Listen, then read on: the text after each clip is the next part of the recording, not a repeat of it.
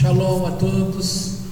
Ontem eu fiquei devendo a continuidade da história, embora a história era um pouco conhecida, mas faltava a página. Eu estava com duas páginas 314, então faltou a página 313. A gente estava falando sobre quando o homem chegou para Abraham e ele então tinha perguntado para o homem: quantos anos o senhor tem?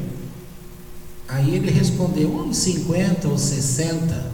Aí Abraão disse: eu tenho pena de um homem de 60 anos que quer adorar ídolos com um dia de idade. Não é apropriado para um homem curvar-se perante alguém tão mais jovem que ele?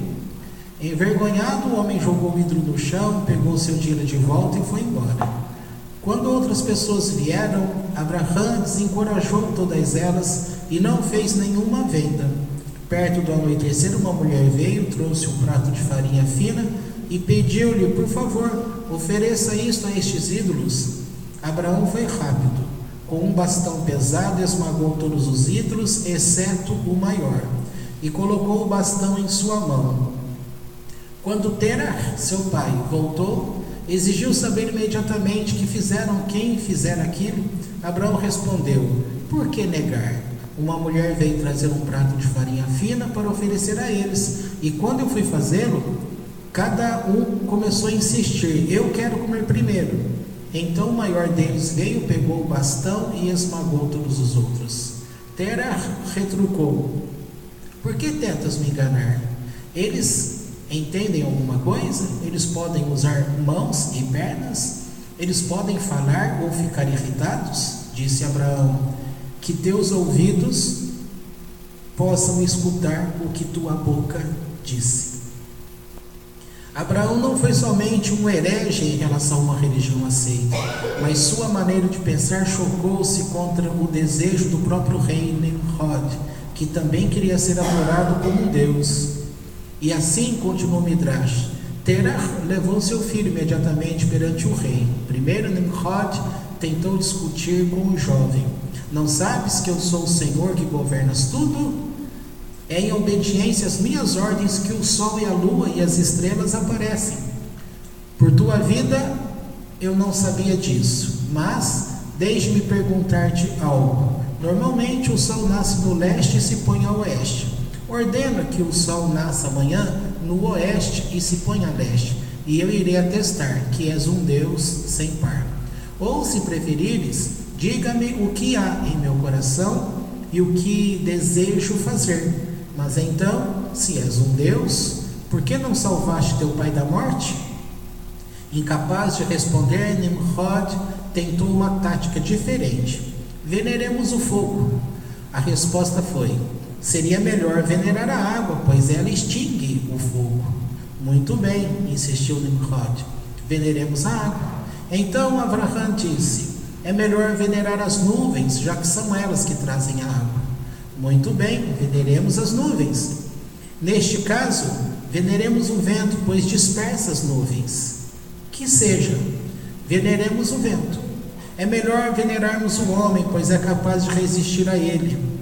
Já aborrecido, Nimrod respondeu: se desejas envolver-me com teu jogo de palavras, só venerarei o fogo. Portanto, te atirarei a ele e deixarei que teu Deus, a quem veneras tanto, venha e te salve. Abraão foi salvo e por algum tempo viveu em paz, mas Nimrod logo começou a temê-lo. Então Abraão e sua família tiveram de partir para Harã. Aqui já está lá no capítulo 12 de Gênesis, quando é a saída. Esse aqui é um tipo de texto que católico, cristão, evangélico não conhece, porque faz parte do Midrash, tá? Essas histórias. E o resto a gente acabou falando no dia de ontem. Esse fogo aqui que está dizendo... Bom, só para terminar aqui a sequência, então aqui vai dizendo que Abraão, porque estava comparando com Noé e Abraão. Abraão não foi um tzadik em Peltz, quando descobriu uma verdade elementar da religião, não se retirou para envolver-se com a sua verdade cálida e segura, falou, agiu, desafiou a autoridade e a morte para afastar as pessoas de um miasma de idolatria e guiá-las na direção da clara luz de fé. Eu tinha comentado sobre a questão de ser chamado o hebraico Ivrit, né? Porque o hebreu, a explicação está aqui, do Midrash também. Porque Abraão ficou de pé, enfrentando todo mundo à sua volta, lutando para ensinar a nova verdade, até que, como explica o Midrash, foi denominado Abraham, o Ivri, porque todo mundo estava Me'everhad, de um lado, enquanto ele ficou Me'everher, do outro lado. Este patriarca ensina a nossa tradição, era a própria personificação de Hesed e a benevolência. Ele se preocupava profundamente com as pessoas. Então ontem eu fiquei devendo essa parte aqui, que eu estava com 2 páginas 314, então aqui eu terminei a historinha que estava falando a respeito dele. Então agora podemos passar para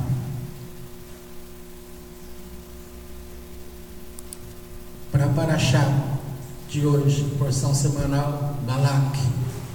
Está na página da Torá 457.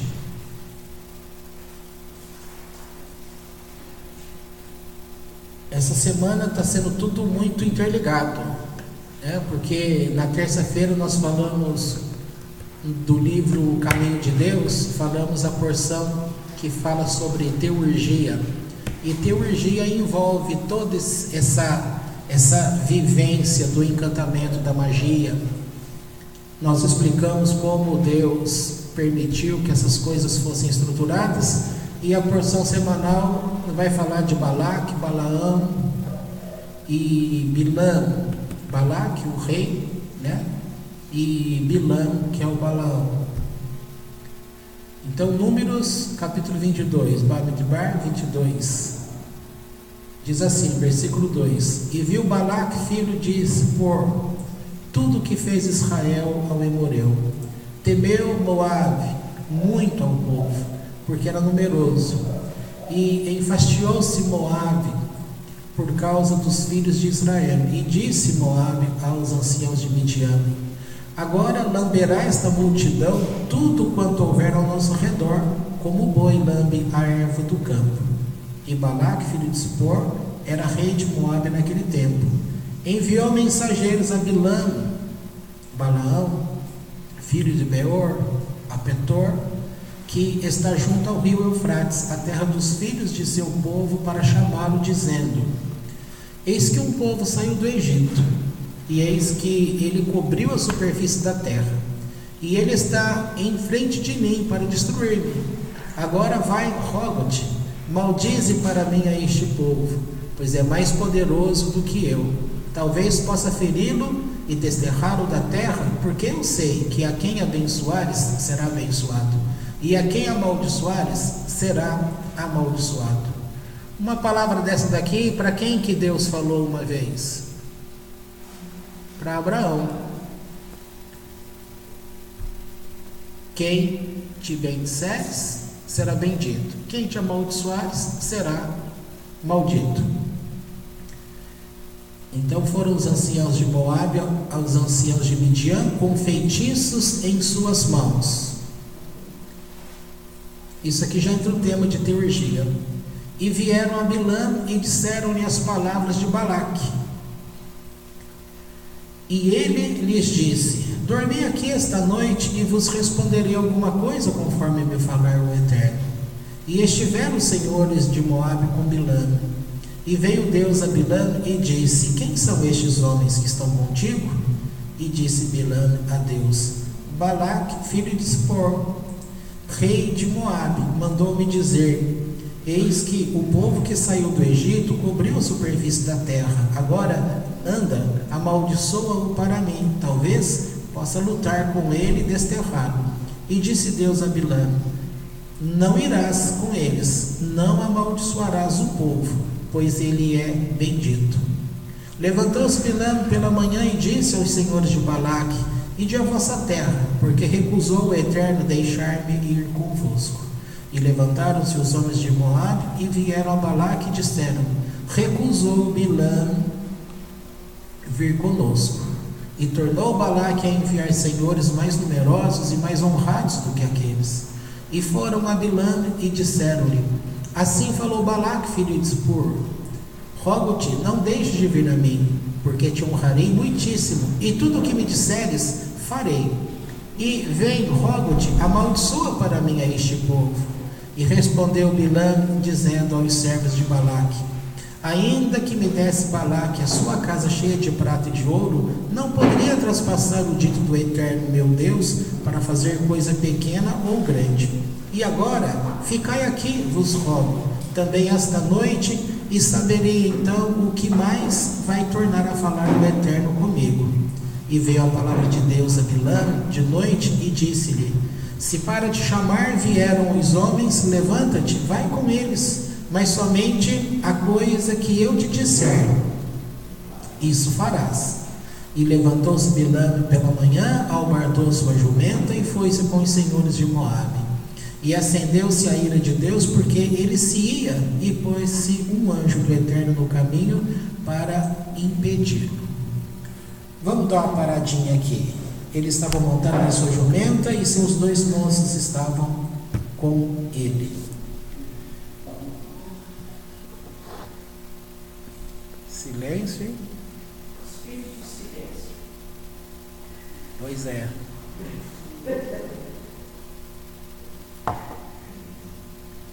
Essa história, ela é muito bonita e é muito instrutiva também, porque já desde o tempo que você tinha um livro famoso, não sei ainda se esse livro é famoso no meio evangélico, é um livro chamado Fecha a Porta na Cara do Diabo, do John Bevere, é assim que fala? Deve ser. Ele é um autor que ele escreve assim, é um livro muito gostoso de se ler. Quando chega nesse pedaço aqui, ele explica, numa linguagem cristã, tá?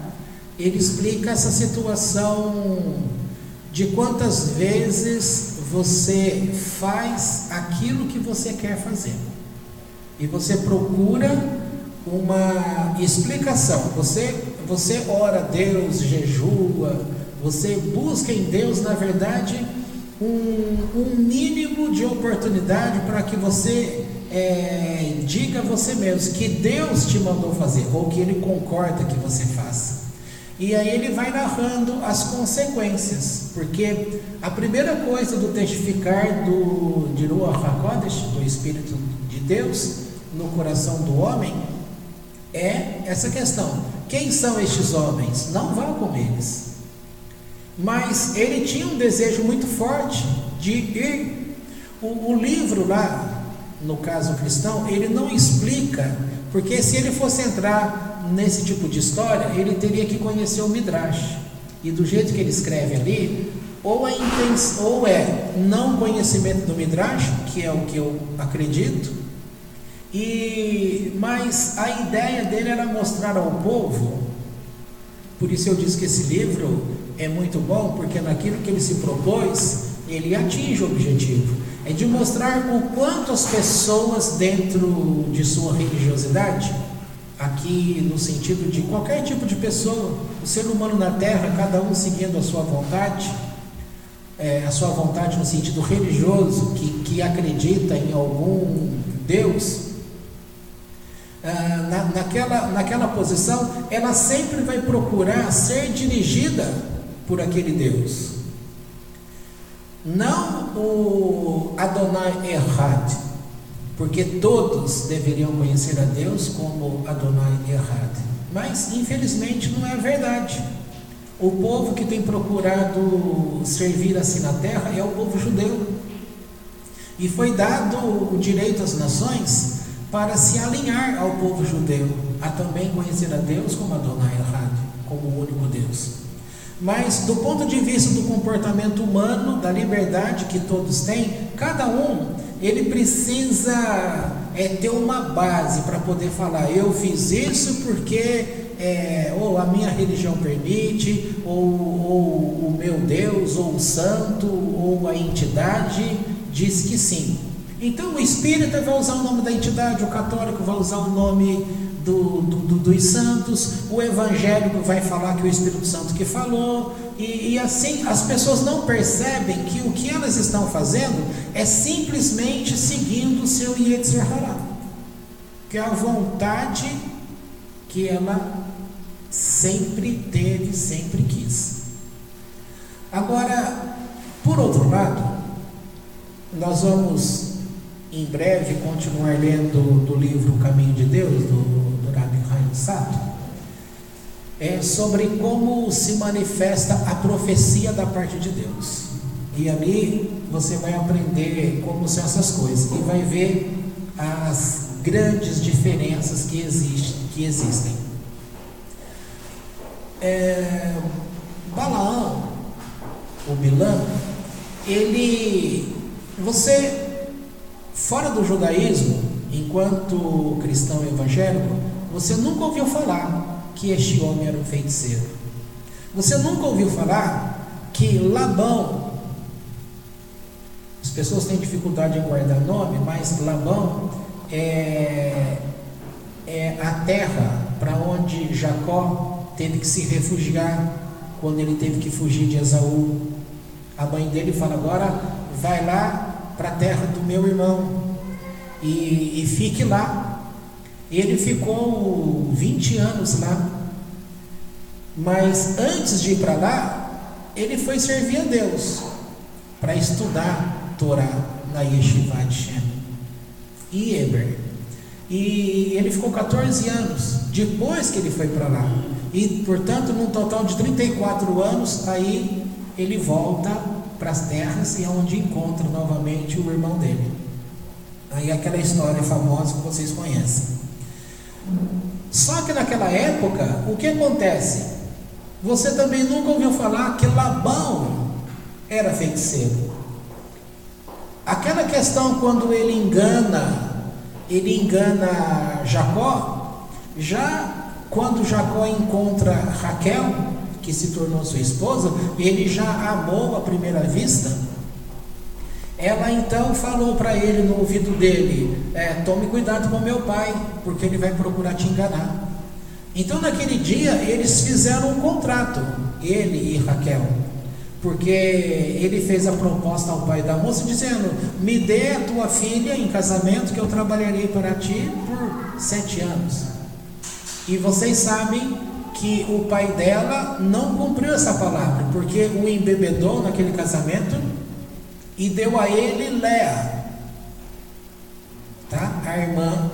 E quando ele acorda de manhã e vê que ele estava casado não com aquela porque ele trabalhou, o pai falou assim: mas o nosso costume aqui jamais é dar a filha menor primeiro, tem que ser a maior.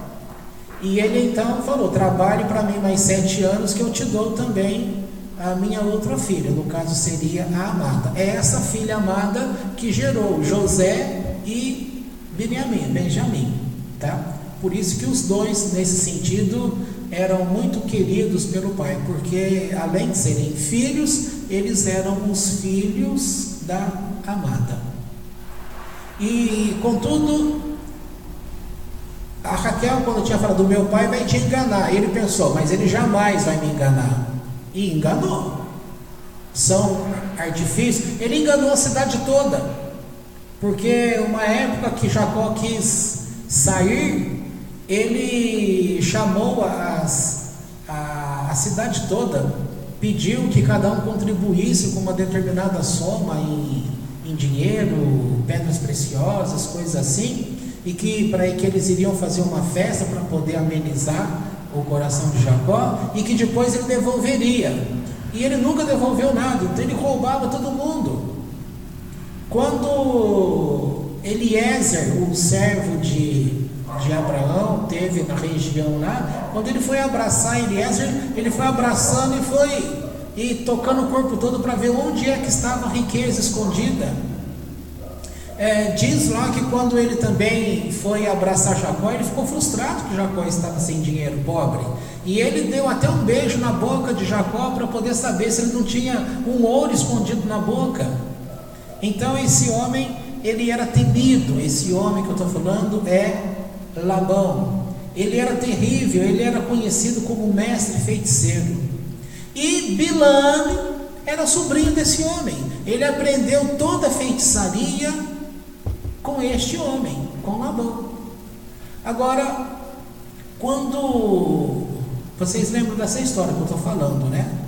O tempo que Jacó ficou lá, e Jacó, quando quis partir, saiu escondido com toda a turma dele, e Labão, quando soube, depois de 3 dias, foi furioso atrás. Até aí todo mundo lembra dessa história, vocês lembram? Deus vem e fala para Labão em sonho: cuidado com o que você vai fazer, porque se você levantar a mão contra o meu servo, eu mesmo vou te matar. Uma linguagem não literal, mas pondo medo nele. E ele então, quando encontrou Jacó, ele já foi com as guardas abaixadas, porque Deus o havia repreendido, dizendo que se ele fizesse algo, ele seria morto. Então ele não queria morrer. Aonde ele vai, os dois choram um com o outro, pedem perdão um ao outro e celebram um pacto. E o pacto foi levantar um altar ali de pedras, e eles então juraram um ao outro que daquele dia em diante e pelas gerações posteriores, ninguém do povo de Labão poderia ultrapassar aquele ponto para brigar com os descendentes de Jacó, portanto, o povo de Israel, os hebreus. E também nem o povo dos hebreus, no caso os judeus, poderiam passar aquele ponto para guerrear contra os descendentes de Labão. Então eu disse: quem era Bilam? Quem era Balaão? Descendente de Labão. E quem é esse povo aqui que saiu do Egito, que está sob o comando de Moisés? Descendentes de Jacó. E qual foi o ponto onde aquela jumenta esmagou o pé de Bilam? Ali fala que ela, por medo, quando viu o anjo, ela foi e apertou o pé dele nas pedras. Que pedras eram essas? Justamente aquele altar, porque ali era o ponto que ficou em acordo, tá? E nesse acordo que eu acabei de falar, nenhum dos dois poderia ultrapassar para um fazer mal ao outro. Então, se eles esqueceram, Deus não esqueceu. É bom você ter ciência de que aquilo que o Eterno fala para você, Ele nunca se esquece. O problema é que nós nos esquecemos a forma do acordo. Quantos acordos nós já fizemos com Deus e você esquece, e aí você quer pular fora, e pode aparecer alguém para esmagar o teu pé na parede, para você não cumprir. Aí você fica falando: poxa, mas Deus não me abençoa, Deus não quer cumprir propósitos. Será que determinados propósitos não faz parte de determinados pactos que você fez, alianças que você fez, comportamentos que você tomou? Nós esquecemos de tudo. Tanto é que há um ditado popular muito famoso dizendo que quem bate esquece, mas quem apanha não esquece. A mesma coisa sobre dívida. Quem pede emprestado esquece, mas quem emprestou não esquece. E tudo isso são linhas de pensamentos populares que deixam uma mensagem dentro do nosso coração, que a gente precisa tomar cuidado com as nossas atitudes. Por outro lado, você vê que todo mundo ama a Deus e reconhece o poderio de Deus. Agora estou falando para pessoas que dizem servir a Deus, tá? E cada qual diz que serve ao seu Deus, porém todos eles apontam para um Deus único. E você sabe que, guardadas as proporções, o Deus do Espírito não é o Deus Hashem. O Deus do cristianismo não é o Deus Hashem. E vai por aí afora. Os deuses daquelas épocas não eram Deus como Hashem. Embora todos eles poderiam falar, como ficou conhecido no passado mais recente, comparado à história, que todos os caminhos levam a Roma. Tá? Então, mesma coisa, enquanto se fala no Brasil, que é um país bastante católico, que a bênção do país pertence à Aparecida. Agora, a Aparecida não é Deus. Ah, mas é a mãe de Deus. Que mãe de Deus? Então, há muita confusão. Não estou falando sobre religiosidade, estou falando de coisas que estão dentro do coração dos seres humanos. E estou usando o exemplo aqui do Brasil, para você perceber como as pessoas são volátil. É como o vapor que é levado facilmente pelo ar. Então as palavras que nós empregamos e lançamos, facilmente elas vão embora. Mas precisa tomar cuidado, porque Eclesiastes, está escrito no capítulo 10, verso 20, que as palavras que você declara, elas são captadas por aqueles que têm asas, e eles levarão essas palavras. Ou seja, as tuas palavras, elas podem ser voláteis, mas elas são captadas por chat, por exemplo, por demônio, e vai ter conhecimento. Ou seja, eu quero dizer que num país como o nosso, você acredita em feitiçaria? Você vai falar assim: acredito. Aí eu pergunto: você tem medo de feitiçaria? Aí você fala assim: eu não tenho medo de feitiçaria porque eu creio em Deus. E eu digo para você: você deveria ter medo de feitiçaria, sim. Porque essa história, feitiçaria não pega em crente, feitiçaria não pega em tal pessoa, feitiçaria não pega em tal outro, não pega? Vai saber se você já não está enfeitiçado. Agora, se uma pessoa de fato está ligada com Deus, nos princípios com Deus, aí pode cumprir nele os preceitos que Deus ordenou sobre Israel. Sobre Israel não vale, não cabe mazal. Ou seja, para Israel não vale encantamento. E eu já disse isso há pouco tempo atrás, quando a gente explicou por que o absurdo da doutrina cristã que fala que a igreja substitui Israel, por que um princípio cai por terra isso? Porque nós explicamos pelo livro que a gente estuda aí às terças-feiras, quando é dito que desde Adão até Abraão, todos estes povos, eles passaram pelo absurdo da Torre de Babel, que ali foi o tempo estabelecido para separação. E a partir de então, aquela qualidade da bênção que eles tinham de gerar não somente raízes, mas como árvores que vão passando, transmitindo a descendência, ali foi bloqueado. E todas as pessoas, nunca na existência deles teve alguém que conseguiu pelo menos a igualar ao estado de Adão. Não houve, exceto um homem, Abraão. E mesmo ele estando então como que fora desse período estabelecido por Deus, Deus então, para compensar e recompensar, ele então estabeleceu que Abraão iria ficar de modo perpétuo nesse estado de árvore, que poderia transmitir a sua descendência. Então, nesse sentido, o único homem na terra que estava acima de todo homem na terra foi Abraão. E de Abraão vem qual nação? Vem os judeus, vem a nação, vem Isaac, não é você não, Isaac, é o Isaac aqui da Bíblia. Eu falei Isaac, ele olhou para mim.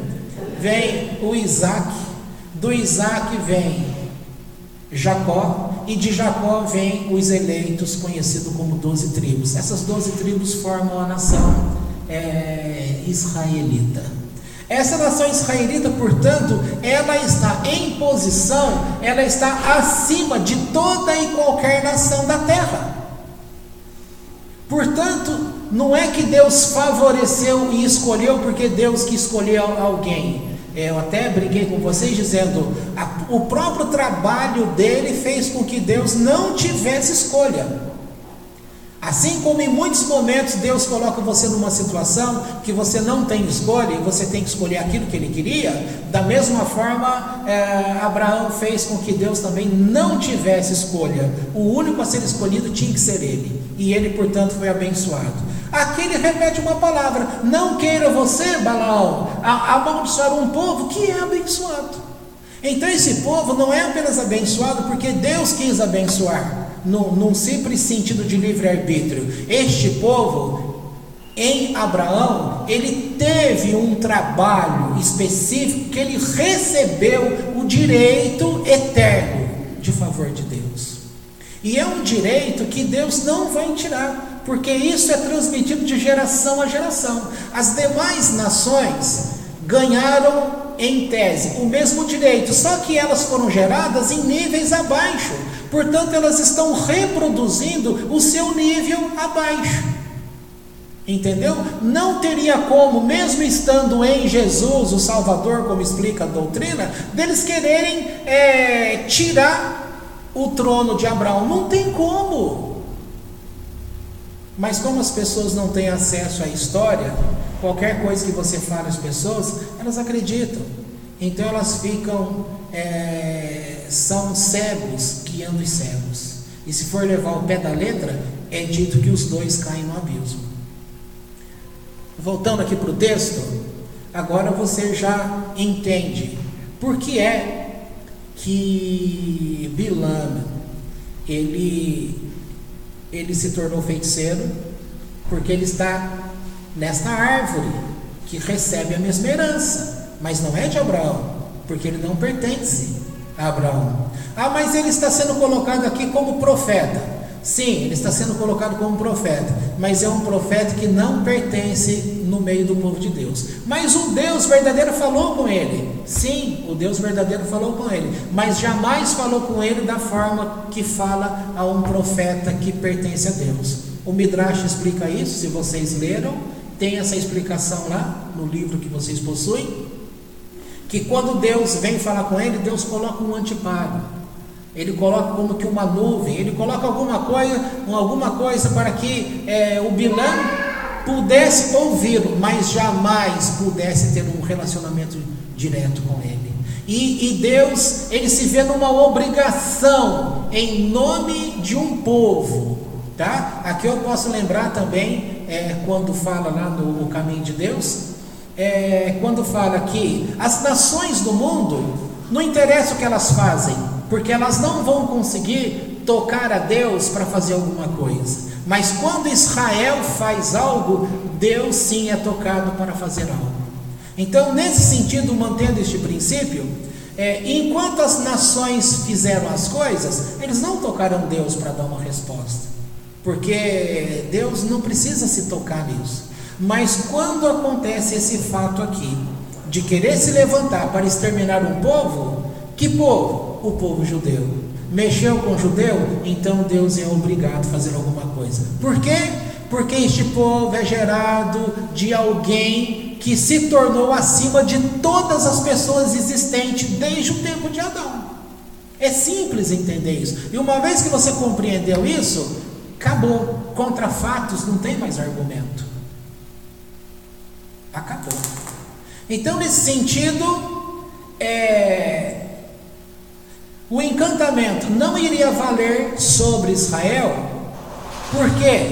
Porque Deus estaria protegendo? É isso que ficou explicado?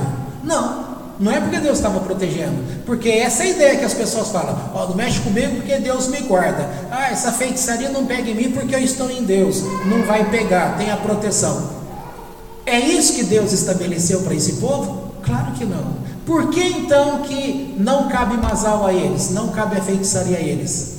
Vou repetir para você entender. Porque eles são gerados de Abraão, o único homem que ficou em estado diferenciado desde Adão até o momento dele. Portanto, ele ocupa um nível acima, que está acima de todos. Logo, se o nível dele está acima de todos, não cabe Masal a ele, porque a forma como ele se ligou a Deus é de uma forma abençoada. E Deus tem um princípio: aonde Deus toca a mão, ninguém consegue tornar em maldição. Por isso Deus também fala que aquele a quem ele abençoa é abençoado, não pode ser amaldiçoado. Se Deus falar para você: eu te abençoo, não tema o mal, então você pode ficar sossegado, porque ele te abençoa e você não deve temer o mal. Mas aí tem todo um conjunto de coisas. Tem situações que você fez, o que você prestou, a posição que você se encontra, o grau de ensino que você possui dele, o relacionamento, o teu coração, a forma como você se relaciona com o mundo baseado em Deus, em Hesed, honestidade, bondade, compaixão, o caráter de Deus, ensinando o mundo sobre o caráter de Deus. Tudo isso faz com que o mal não atinja você. Mas, de uma forma geral, o povo tem medo de manifestação demoníaca. Isso vale para religiosos. Uma pessoa, eu tenho um amigo aí que hoje ele não veste mais assim, mas antigamente ele se vestia de preto, pintava a unha de preto e também as unhas dos pés também de preto. Quando ele entrava no ônibus com um casacão preto, unha preta, tudo preto, e ele passava a roleta, naquela época tinha cobrador ainda, o próprio cobrador do ônibus ficava apreensivo. Entrava no corredor, podia estar cheio o corredor, todo mundo dava espaço para ele passar, as pessoas olham com medo, e ele dizia e ele ainda fazia questão de dar aquela risada horripilante, assim bem alto. As pessoas ficavam em pânico, ninguém andava do lado dele, as pessoas tinham medo, todo mundo sai de perto. O poder, quando as pessoas existem pactos. Quando espíritas se convertem ao cristianismo evangélico, muitos que foram espírita continuam influenciados por estas castas ainda, mesmo a pessoa ainda sendo até um pastor, se ela já é um pastor, ela ainda continua sendo. Por quê? Porque determinados pactos ele nunca soube que foi feito, precisa conhecer e precisa ter acesso a alguém. Aquela história: eu já orei a Deus, pedi perdão, Deus me guardou. Não tem como, porque Deus respeita o pacto. O que aconteceu aqui? Balaque é o rei. Balaão, Bilã, estava quebrando um pacto. E Deus não permitiu, porque este pacto foi celebrado entre Labão e Jacó. As gerações não poderiam passar aquele ponto para fazer mal um ao outro. E ele estava passando aquele ponto para tentar amaldiçoar a Israel. Então aquela jumenta esmaga o pé dele naquela pedra para poder parar. E ele então ficou sabendo que ele não poderia usar os artifícios dele senão para abençoar. Só que a intenção do coração dele jamais foi abençoar, era para exterminar. Essas duas nações aí se uniram para poder destruir Israel. Funcionou? Não funcionou. A artimanha era que, como Balaque foi levando o povo junto a Balaão, para que eles unissem as forças, porque um era hábil na arte da palavra, o outro era hábil no momento de se estabelecer o encantamento. Eles procuraram se unir para poder vencer Israel. Não deu certo, porque além de tudo é dito que Deus é o guarda de Israel. Quem não conhece Terrilim 121, Salmo 121? Quando Deus fala: eu estou diante de você, eu estou atrás de você, estou acima de você, estou abaixo de você, estou à tua direita, estou à tua esquerda. Deus guarda por completo. O acampamento de Israel, as nuvens da glória do Eterno, elas também ocupavam a parte do chão, a parte do alto e toda a parte do lado, fechava totalmente, não tinha como ultrapassar. Então essa questão de feitiçaria, ela foi proibida depois por Deus? Foi proibida. Foi proibida. Você já ouviu um termo, enquanto igreja evangélica, você já ouviu um termo chamado feitiçaria evangélica? Já ouviram isso? Nunca ouviram? Feitiçaria evangélica é um tipo de oração, por exemplo, quando um que se diz servo de Deus, seja ele pastor, seja... Olha, não precisa ir longe, vou usar algo que vocês me disseram que aconteceu pela televisão aí. Todo mundo sabe que o Marcelo Rezende está doente, beirando a morte. Quem é o Marcelo Rezende? Apresentador do Cidade Alerta, do SBT. Record? Record, lá do Macedo, isso. Portanto, Record é Universal. Alguém que já esteve dentro da Universal saiu, fundou uma igreja. Que é o nome dele? Que igreja é essa? Isso, ele saiu de onde? De dentro da Universal. Se tornou agora o presidente da Mundial. E, segundo ele, o Marcelo Rezende sempre estava tirando sarro, sempre estava fazendo o quê? No ridículo, colocando eles no ridículo.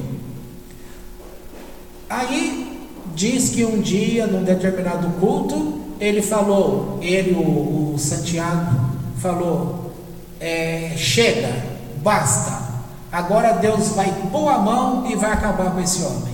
Aí o homem passa esse tempo, ele fica doente. Aí ele vem na televisão e fala: viu? Brinque com o meu Deus. Agora eu te respondo: que Deus está certo? O Deus da Mundial ou o Deus da Universal? Nós estamos falando de um Deus só? De dois deuses? Ou de nenhum Deus? Quem está certo? Quem teve direito ao encantamento? E foi Deus que colocou o câncer naquele homem porque o outro pastor pediu? Então essas coisas é chamado feitiçaria evangélica. É só lembrar hoje, e não somente isso, todo mundo dentre o povo judeu conhece a Parashá Tazria, junto com Metsorá, que vai falar principalmente que a causa de Tazria, que a pessoa fica doente, portanto fica Metsorá, com a lepra, é devido a quê? A maledicência, ao falar. E como é chamado isso? Lashon Hara. Existe Lashon Hara no meio do povo? Existe. No mundo existe? Existe. No meio evangélico existe? Existe. E isso que eles fizeram em rede pública de televisão, o que é? Lashon Hara. São palavras? São. Voláteis? Voláteis. Que segundo Eclesiastes são ouvidas e levadas por aquele que tem asas? Sim. Então quem fez essas coisas? Foi Deus? Se Deus não fez, o outro lado fez. Tá? É como a lei da química de Lavoisier. Aqui nada se cria, tudo se transforma. A palavra foi falada, a palavra não foi perdida, ela foi transformada. Palavras vêm daquilo que é você, que é energia. Basta ter um mínimo conhecimento hoje dos princípios da física quântica, que ela vai mostrar como essas palavras é relacionado com o universo e como isso volta à pessoa. Então, feitiçaria. Mas é uma feitiçaria que ninguém considera feitiçaria, porque não é fácil perceber essas coisas. Porque o povo, qualquer tipo de povo, você pensa que no meio judaico não tem esses bate-boca?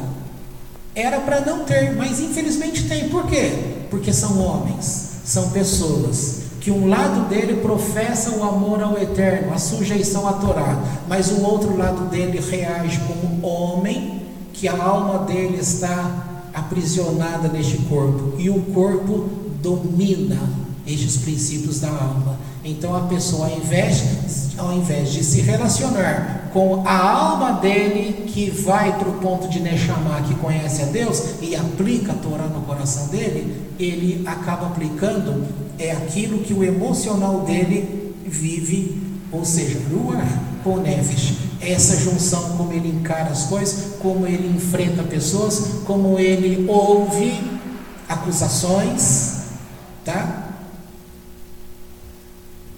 Ele é rebaixado, e numa dessa entra-se este poder da palavra. Mas isso é judeu, nós não sabemos. Como que não sabemos?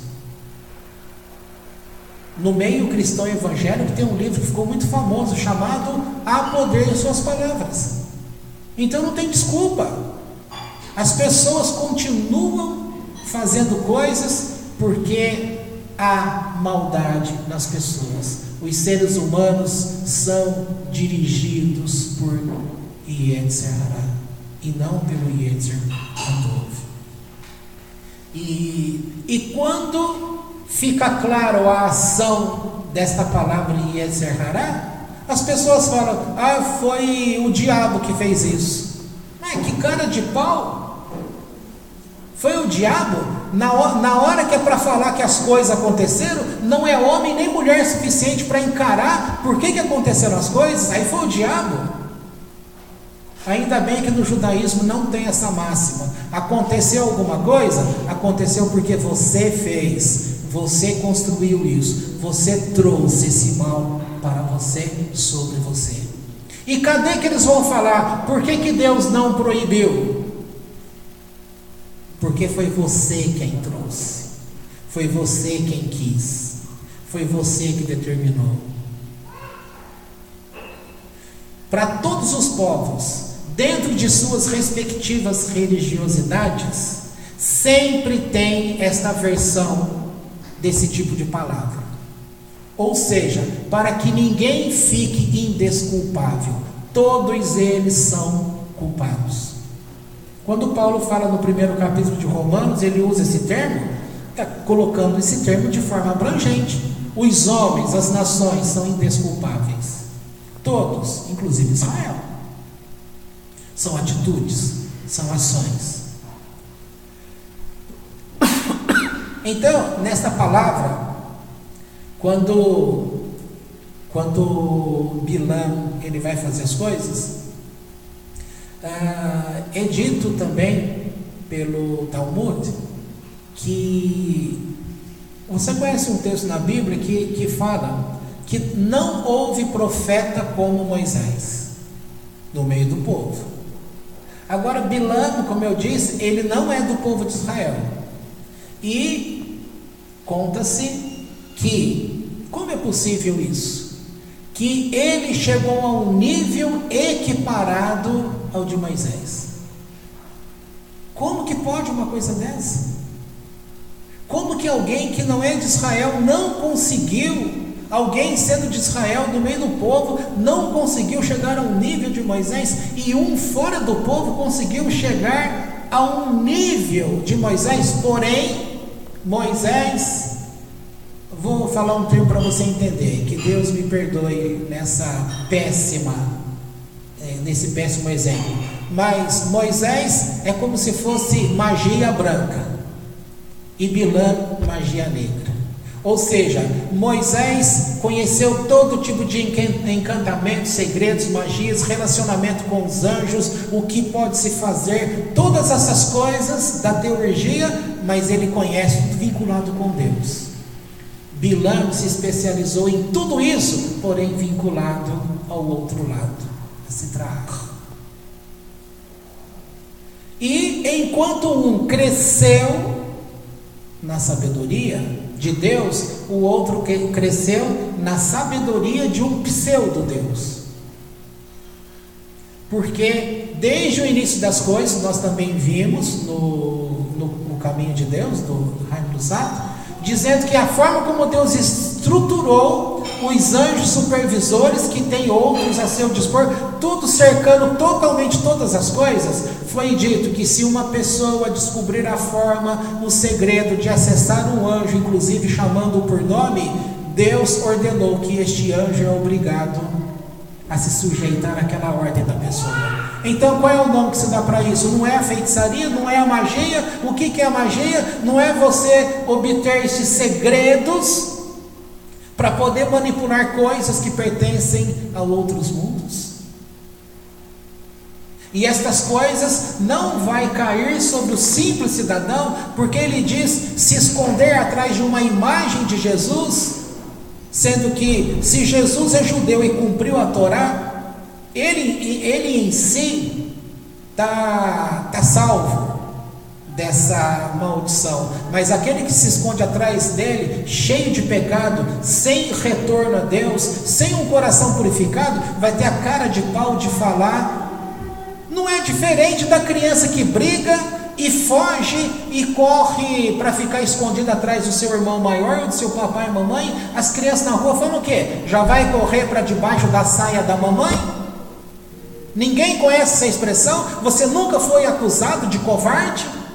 De não encarar aquilo que você faz? De não ter a responsabilidade de querer se esconder atrás ou dentro da saia da mamãe? Ou então usar um termo bíblico que as pessoas gostam de usar: eu vou me refugiar à sombra das asas do Altíssimo.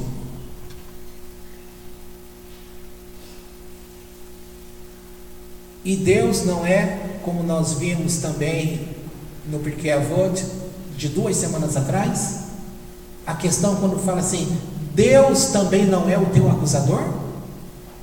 Ah, mas todo mundo vê o acusador na Bíblia apenas como o diabo. Pois é, mas lá também está escrito que Deus é o teu acusador. Então Deus é o teu diabo?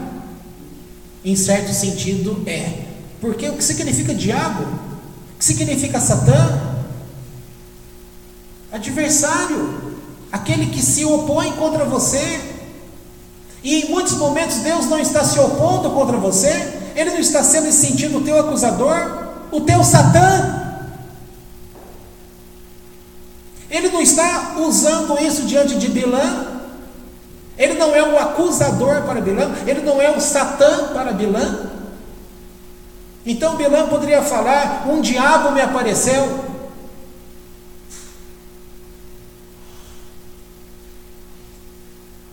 É isso. Conhecimento é tudo. Fugir da ignorância. Fugir das palavras que são simplesmente liberadas, dizendo que todo mundo vai ser abençoado. Mentira. Todo mundo que está na igreja, o mal não pode sobre eles. Mentira. Eu sou ungido do Senhor, o mal não me toca. Mentira. O povo de Deus, por que o templo caiu? Por que as pessoas ficaram vagando 40 anos no deserto? Por que veio o holocausto? Por que tem aí os muçulmanos que se levantam contra? Por quê? Por quê? Por quê? Por quê? Não é o povo de Deus? Portanto, este ensino é para que você tome jeito, policie tua vida. Não queira fazer o bem para receber o bem. Nesse sentido, a palavra de Paulo é extremamente correta.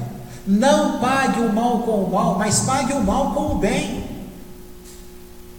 Nesse sentido, Provérbios capítulo 15, está escrito: a resposta branda afugenta o furor.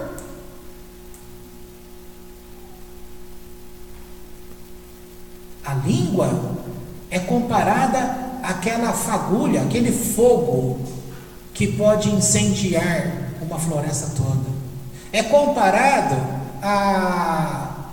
ao timão, ou a língua, no sentido língua do corpo, como a língua do navio, que quando você pega o timão e vira para a direita, lá embaixo, dentro da água, faz esse movimento. Ou seja, um navio tão grande, controlado por uma coisa tão pequena. O nosso corpo tão grande, controlado por um membro tão pequeno, que é a língua. E isto também em Provérbios 3, 4, mais ou menos, vai dizer assim: você quer viver dias felizes? Então aparte a tua língua de falar o mal. Mas as pessoas respeitam isso? O pensamento. Gente que só pensa coisas negativas o dia inteiro. O que ela está atraindo a ela? Que ordem ela está dando ao mundo criado para agir contra ela? Aí começa a acontecer coisas contra ela, vai ter a cara de pau e falar: Deus me cura. Mas peraí, um dia, um final de ano, não sei quantos de vocês lembram isso, uns 15 anos atrás isso, quando o Eterno falou para nós, para uma pessoa, disse assim: você, mulher, que está me pedindo para que eu te ajude nesse negócio difícil, você quer que eu te ajude, mas quando você foi fazer esse negócio, eu não disse para você fazer diferente? Você escolheu fazer, agora você quer que eu livre você daquilo que você trouxe para você mesma? Você tem que pedir para mim, para que eu te ajude a passar pelo caminho que você própria causou. Mas quantas pessoas querem um Deus justo assim? Você quer ter a liberdade de errar, de falar as suas besteiras, de pensar o que você quer pensar, e chama doença, e chama briga, e chama inimizade, e chama um monte de coisas. Aí quando acontece tudo no teu corpo, na tua mente, aí você quer simplesmente que um pastor, que um rabino, que um padre, que o papa ou que um espírito baixe em alguém e livre você desse negócio, de algo que você tem que aprender pela Torá a como se comportar.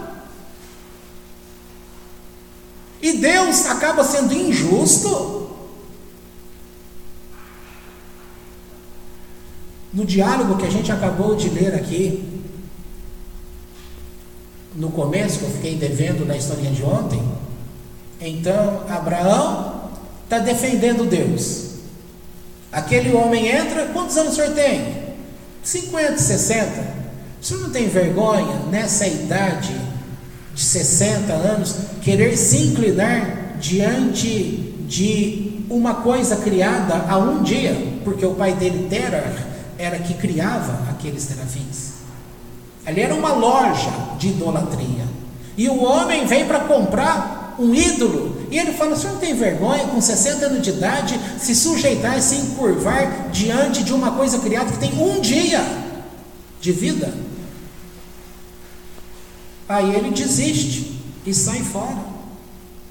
Mas quando vai se conversar com Nimrod, que é o rei da época, ele fala: você não sabe, Abraão, que eu sou o Deus que controla o sol, a lua, as estrelas?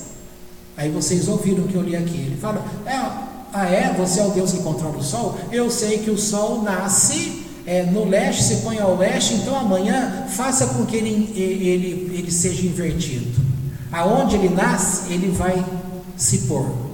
Se acontecer isso amanhã, eu vou acreditar que você é Deus. Você acha que aconteceu isso? Não, claro que não aconteceu. E aí, vamos venerar isso. Aí ele começa aquele trocadilho. mostrando o quê? Conhecimento. Ah, você quer ver o fogo? É melhor a água, porque a água apaga o fogo. Tá bom, faremos a água. Ah, mas a água, vamos pegar a nuvem então, porque a nuvem que tem a água. Tá bom, faremos assim. Ah, mas vamos fazer assim? Então vamos puxar para o vento, porque é o vento que dispersa essa nuvem de água. Falou, peraí, vamos parar com esse negócio, você está me fazendo perder nesse jogo de palavras. Eu, como Deus desse reino aqui, eu vou colocar você no forno com fogo e quero ver se esse teu Deus te livra. A arqueologia, não sei quanto tempo atrás, descobriu esse forno. Esse forno, ele não era um forno do tamanho desse lugar que nós estamos, era o forno do tamanho de uma cidade. E foi lá dentro que Abraão foi colocado. Só que Deus construiu lá dentro, no meio desse fogo, um jardim, a semelhança de um jardim do Éden, para que ele pudesse ficar em paz ali dentro. Por quê? Porque alguém que estava lutando pelo nome de Deus. Não era Hilul Hashem, ao contrário, é para o nome do Eterno. Mas conta a história aí que o tio de Abraão também queria servir a Deus, o mesmo Deus. Só que ele não tinha coragem de Abraão, ele não tinha o comportamento de Abraão. Na hora que ele ficou assim, à espreita, vamos ver o que vai acontecer. Eu quero poupar a minha vida. Agora, se Abraão não for morto, aí eu sei que eu não serei morto também. Mas ele foi covarde. Então, quando Abraão teve todas as chances para salvar a vida dele, era para negar a Deus. Ele falou, não vou negar Deus. Deus é um só. Isso tudo que vocês servem não são deuses. Aliás, são deuses, não é Deus. O único Deus que é Hashem. Pegaram ele e colocaram naquele forno que era uma cidade. Ele morreu? Não.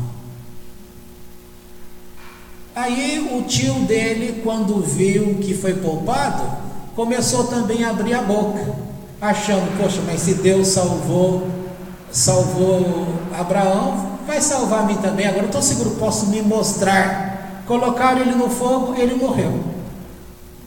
Ué, mas como que o mesmo Deus no mesmo fogo, para duas pessoas que dizem amar o único Deus, um é morto e o outro é salvo? Onde está a explicação? Intenção do coração, Kavanah. Tudo que você faz, você tem que ter intenção.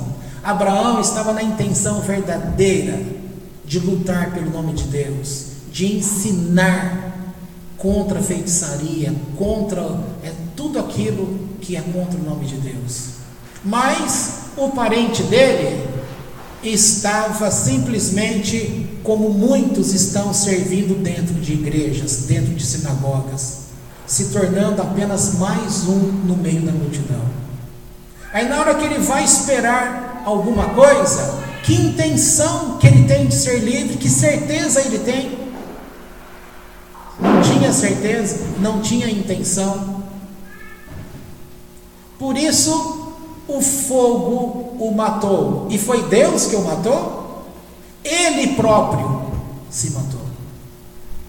Você próprio tem determinadas coisas sobre você. Ai, Deus não fez nada por mim, mas por que ele deveria? Se você mesmo está debaixo da saia da mamãe ou do papai, está sendo um covarde, não vive o que tem que viver, não coloca o nome de Deus acima de todos os nomes, se sujeita a todas as coisas, qualquer coisa é maior do que Deus para você, e na hora que acontece alguma coisa, foi Deus que fez isso, não é a tua covardia não. Não é naquilo que você crê, mas eu creio em Deus. Crê em Deus, mas num monte de outras coisas. Então onde está o teu coração? Você não tem coração, porque ele está espalhado, diluído em tudo aquilo que não é vida.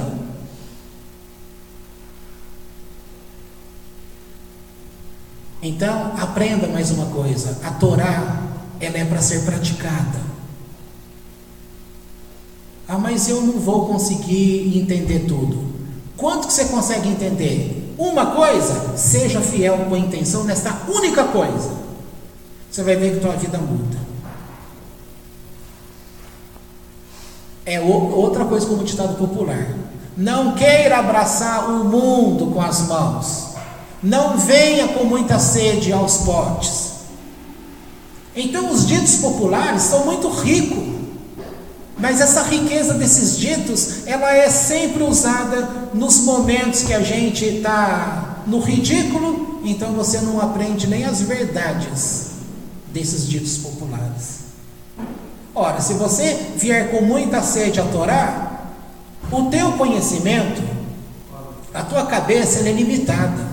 Não adianta você ler 3, 4 livros por dia. A tua mente não vai conseguir absorver tudo.